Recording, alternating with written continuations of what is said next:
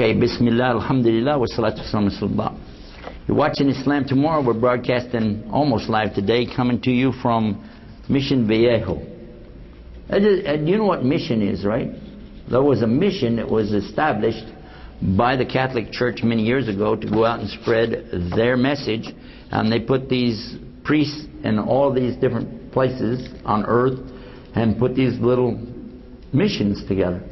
And they get the local people to do all the work and donate all the rocks and bricks to put it together, and converted them to Christianity. And that's how they did it. People are asking the questions, and we want to deal with questions right now. By the way, I work a little bit different than the scholars of Islam. I don't consider myself a scholar. I just lucky that Allah subhanahu wa ta'ala let me have a little bit of idea of some things. So instead of questions, you can also pass up the answers, and I'll try to guess what the question was. Like Jeopardy? Just send me up the answer. That's okay too. Okay, where was I? First question, here we go. All right. Do the Muslims have to wear hijab? No. No. At least not all of them. Not the men. They don't have to. Second question. Second question. Yes. Do the Muslims have to grow a beard? Same answer. Not all of them. Not the women. By the way, if you laugh at this, you'll laugh at anything. But here is, one is asking, brother, please make dua for me to grow my beard. I can't do that. That's shirk. That's shirk. Did you know that's shirk? It is. A man can't grow a beard. Did you know that? He can't. Allah is growing the beard, right? But I will make dua that you'll quit cutting it off after Allah grows it. I'll do that for you, yes. And then, here's another one. He said, what do I do? My wife doesn't like me to grow the beard. She wants me to be clean shaven. Well, I got to wonder about a woman that wants her husband to look like another woman. But anyway, let's see another one we got here.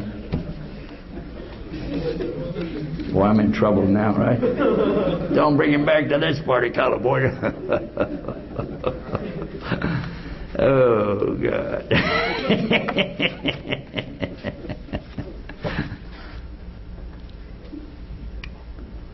This is a real question. It says, what do you think is the primary disease in the Muslim community, and how do we cure ourselves? Well, like many questions, sometimes you have to straighten the question out to get to the answer. First of all, I didn't say there's a disease, but if there is one, I think I know what the name of it should be. Because Rasul Sallallahu told us about our condition in the last days, and how we'd be having something called hubba dunya, love for the material world.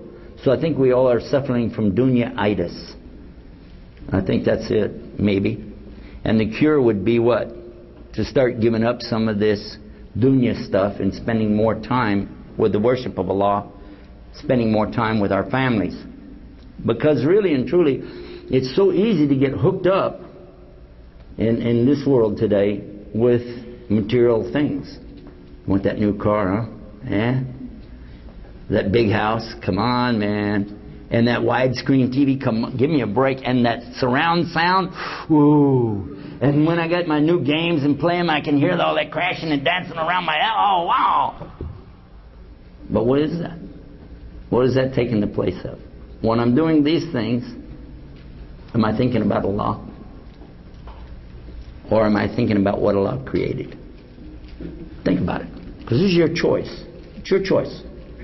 All through your whole life, it's your choice. What do you want to do with your time? Every single second.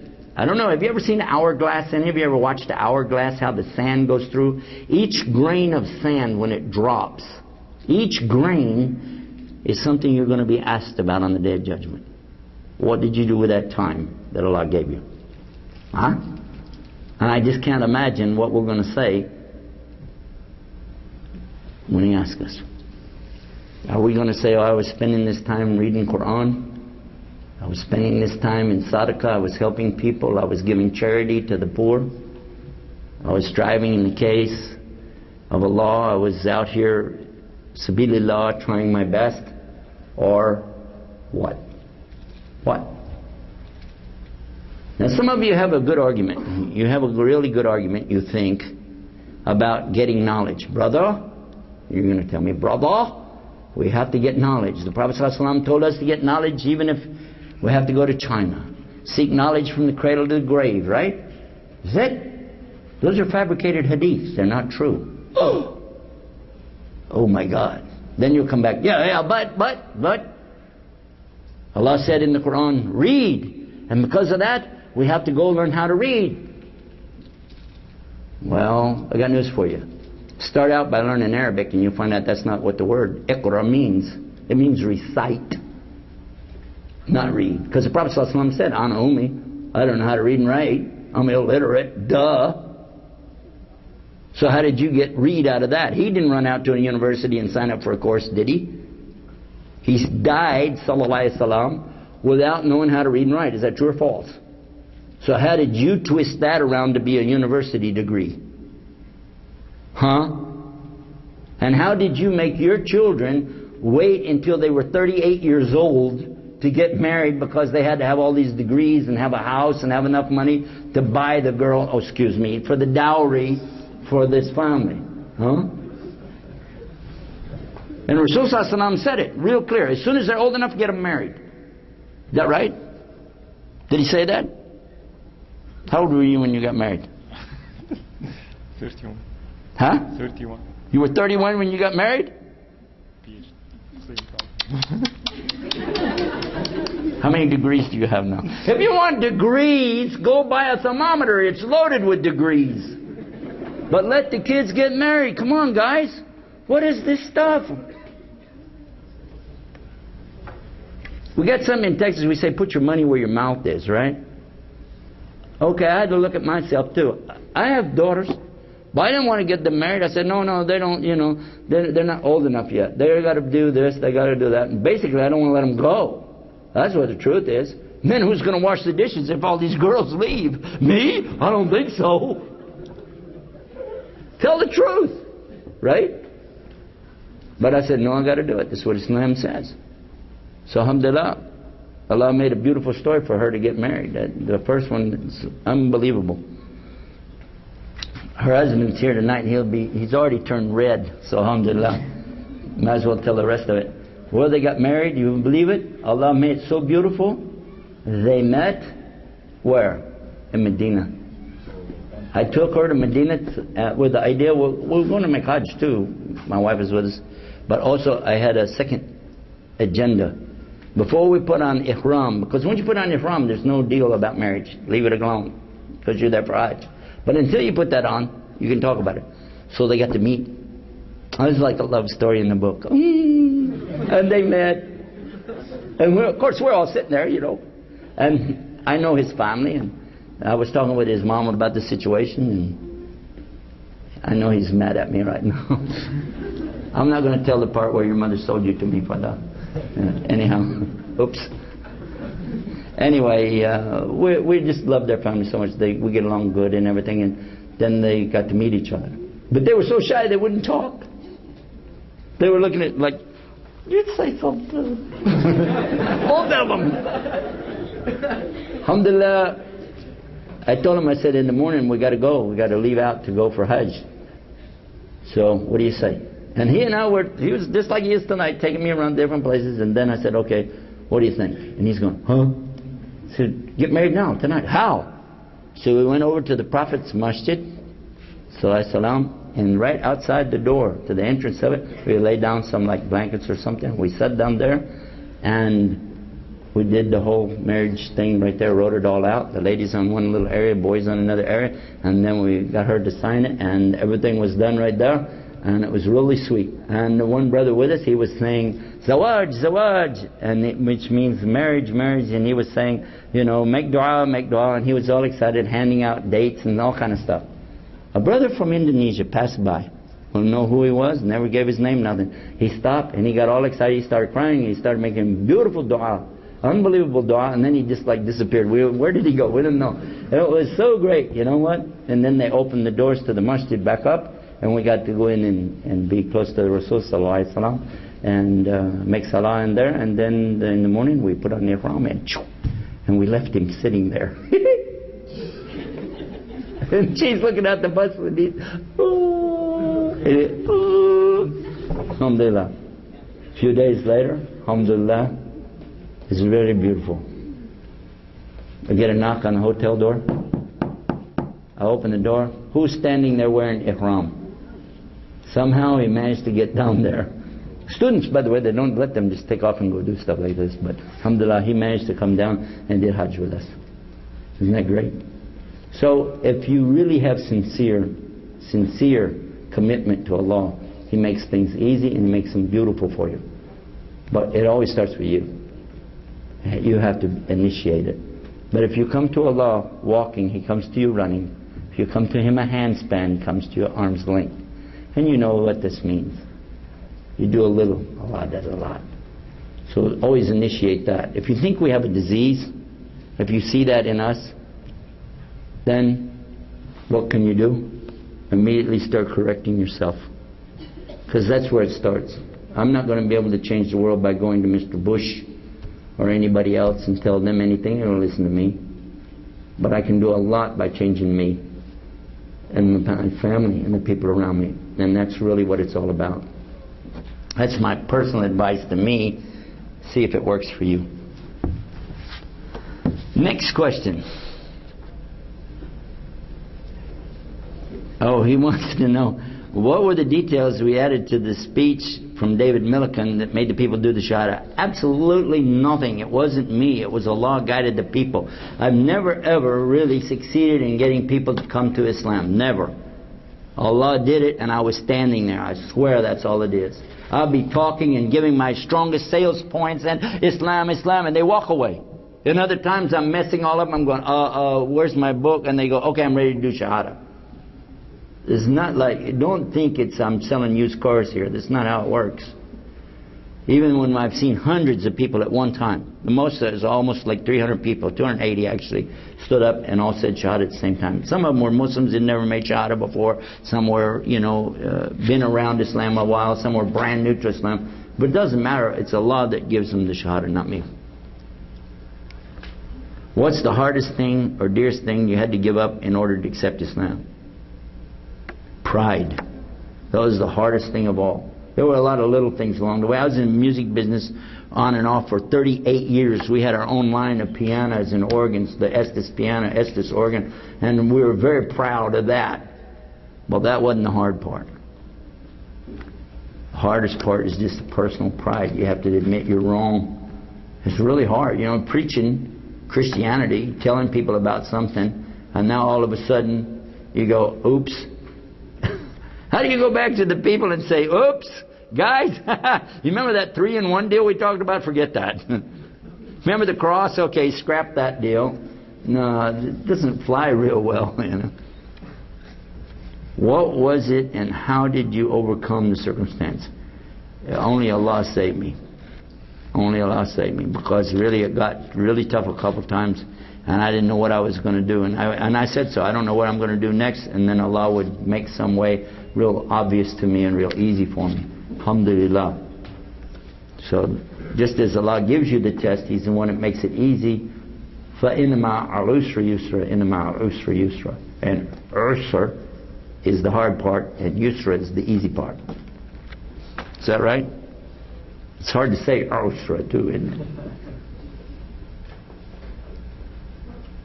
Is it IslamYesterday.com or IslamTomorrow.com? It's like I can't make up my mind, right? It's IslamAlways.com, which will lead you to the other two, plus some others. We have a lot of websites. I took all the websites like that to keep non-Muslims from getting the websites and messing them up. Because I knew if they got those names, they could do a lot of bad damage. So we took, actually we have over 123, I think, domain names. We don't use them all, but we keep people from getting those because we know the damage that they could do with some of these. Second question, can you move here?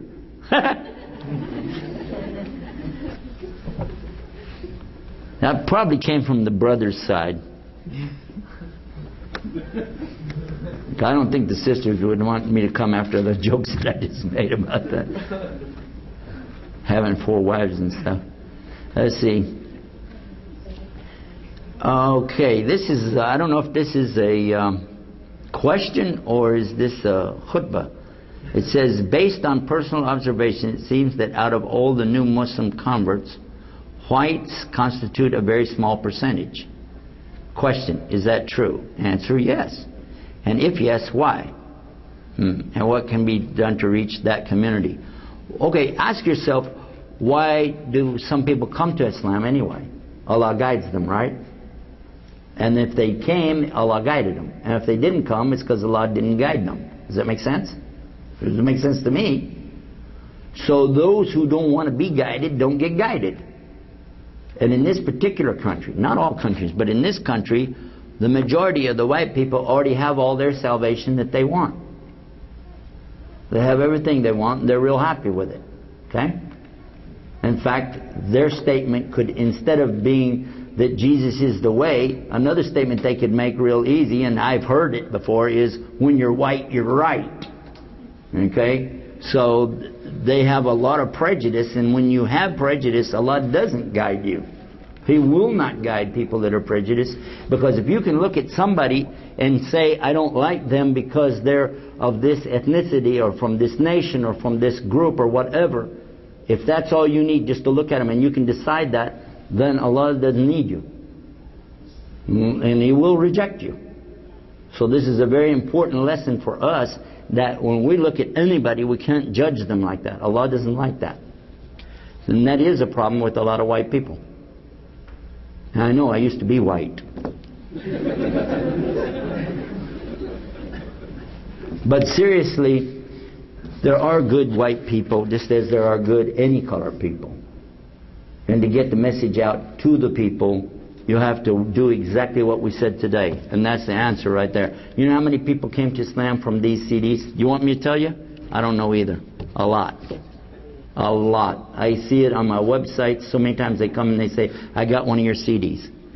And you don't know how many times maybe the CDs you made have helped people get to Islam. I hope. But at least you get reward for the effort, whether they do or not. And I'm saying that because this is what we do. We did this for that reason, because we saw it work. I tried a lot of stuff. I tried in the beginning, by the way, the very beginning, I thought debating was the answer, because people gave me a videotape and said, watch this tape, it's a debate, and if you do that, people come to Islam. I watched it, and watched it, and watched it, and tried to use stuff out of it, and guess what? Nobody came to Islam. In fact, I turned off everybody I knew. They hated Islam. They hated everything about Muslims even more after I tried to use all that stuff. You know why? Because it's insulting. It's very insulting to go to somebody and say, your book is wrong. You're stupid. You don't know anything. It's very insulting. You wouldn't like if people did it to you. And you would close your mind. You wouldn't listen to them anymore, even when they made sense. 3 cannot equal 1. That makes sense. But not anymore, not to them. You just shut that all down with that debate stuff. It wasn't until I started really studying the seerah, or the life or the biography of Muhammad ﷺ, that I learned what real da'wah is about. If you look at how he operated and how he talked to people, in 13 years didn't even allow the Muslims to defend themselves any more than just the basic defense when somebody's beating your head in the ground. To put your arm up. That was about it. The Muslims didn't strike back for 13 years. I mean, you know, and we go out here all aggressive and charged up. And I'm sorry, but we act like we're with Jehovah's Witnesses or something like that. You know, and this is not right. This is not acceptable.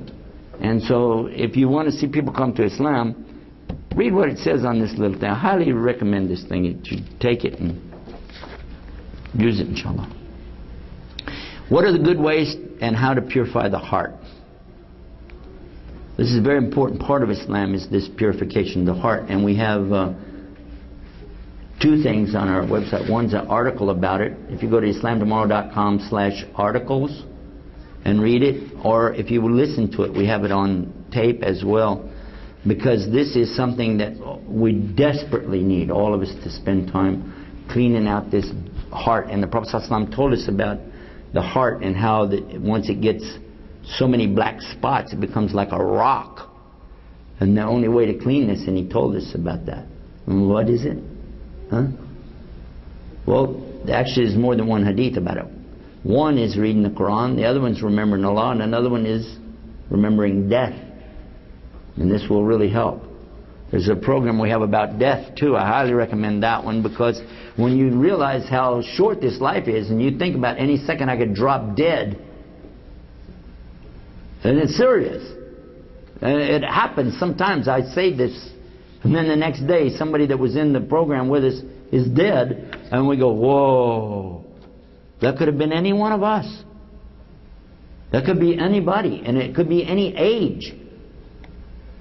Death, when it comes at its appointed time, is no respecter of wealth or position or your level of society or anything else. Your education, nothing's going to stop the Malakul Maut when he comes. Is that right? It's very permanent.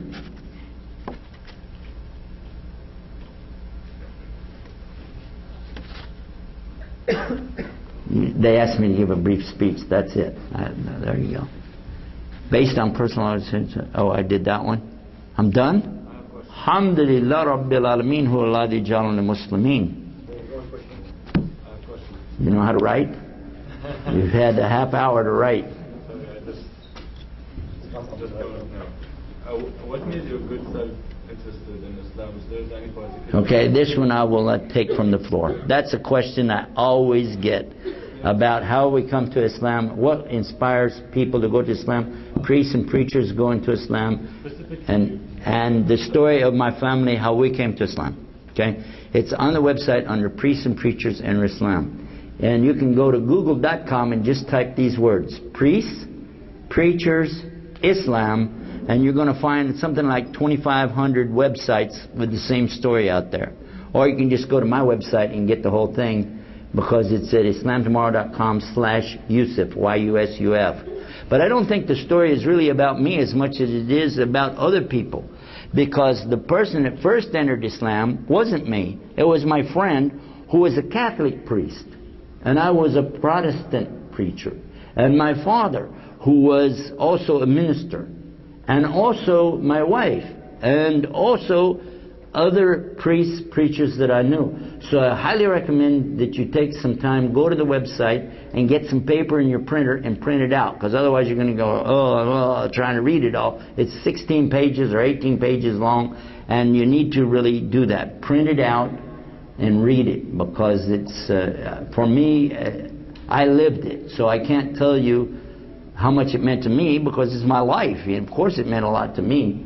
But if you read the story, most people read it, they tell me, I'm talking about non-Muslims, tell me that it turns their life around. They start thinking, wow.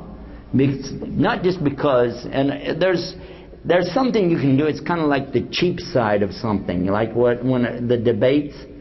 Because if you want to just take this as a matter of fact,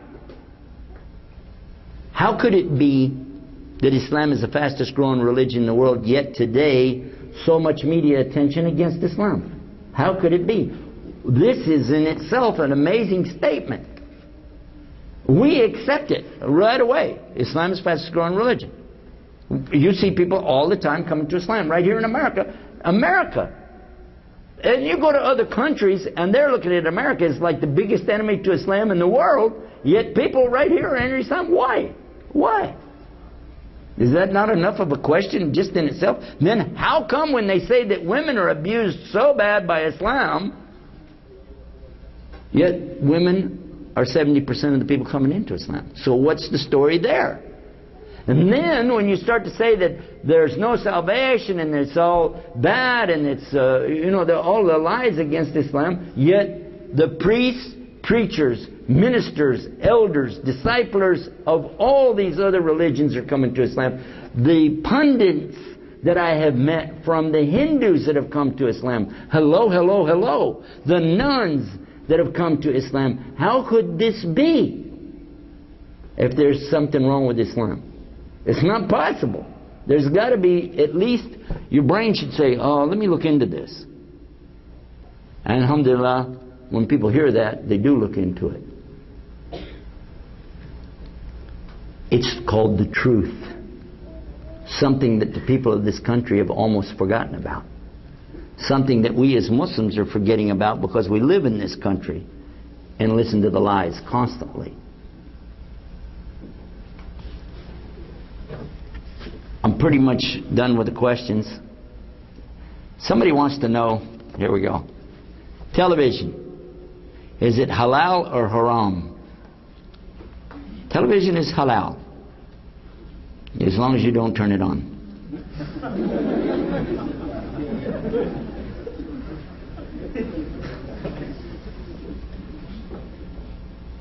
You had to look, didn't you?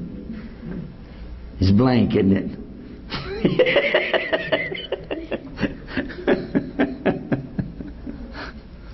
Television, video games, Game Boys. If there was ever anything that you could point to and say that is the work of Shaitan, I just named it. Why? When you do that, are you thinking about Allah? When you're playing those games and shooting all those guys, or driving that race car 90 miles an hour, 190 miles an hour, is there anything at all in your heart thinking about Allah? And the answer is no. It's not. The same way with the television. You say, oh, I need to watch the news. You need to watch the news or the naked lady giving the news. Which is it? Come on, guys, tell the truth. Which is it? Oh, we only watch good Muslims, we watch Al Jazeera. The lady's more naked over there than they are now. Well, I mean, tell it like it is. Am I lying or telling the truth? I think most people try to stay away from what I'm talking about because they're afraid. Oh, I don't want people to think a bad thing about me. I don't care what you think about me. I want you to think better about yourself than to sit there and watch this nonsense. And you say, well, we just watch it for the animal shows. We just the animal shows. Why? So you know what the mating habits of the North American bullfrog is. What benefit is that for you? Huh? What are you watching this thing for? Come on, tell the truth. Why are you watching this thing? The cartoons for the kids. Have you seen the cartoons lately? South Park, Beavis and Butthead, The Simpsons. Excuse me. It's horrible. It is so bad. And they take for granted in these cartoons things that when I was a kid, if you even said these words, you'd be eating lye soap. You would not get away with the things these guys say as a joke. And everybody goes, ah. That's how bad it is. And so Shaitan has made the bad seem not only acceptable, even good. Oh, I heard a good one last night. Good? You said good? Yeah, there's these two lesbians walking down the street, and there's a... What? What are you talking about? This is something Allah hates. How can you be saying something that this is a joke? SubhanAllah. Don't you fear that you're in the last days? Don't you think about what Allah has said in His book about those days? Or the Prophet ﷺ has mentioned in his hadith about what's going to happen in these days? Let me close with this. One hadith. It's a big hadith. It's got some mention of some things in it that really should make you jump up and go, whoa, what's happening? Because he mentioned in the very last days we would be communicating with the animals in the sea. Now that was 1400 years ago. Was there any time that 1400 years ago that people were trying to communicate with the porpoise or the dolphins or something like that? No. But they do it now, don't they? Oops. Same hadith says that a person's extremities will talk to them. Your extremities means what? Huh? you know, the thing that holds your cell phone, will talk to you. And his side will inform him about what's going on in his house while he is away. You know your side, you know where you wear the little clip for your pager that tells you what's happening at home, to bring home a loaf of bread or whatever? Huh? Huh? This doesn't make you get excited? You don't go, oh, what is that? And we live in the very days that the Prophet ﷺ talked about, and we just go right along like, who cares? No big deal. No big deal. What time does The Simpsons come on again? And our children are suffering more than anybody, because today they can't wait to get home from school to turn on their computers or Game Boys and get in front of that thing again, hook up the headphones and go off into Nana land. Seriously. How many will admit to that being a true fact? Raise your hand.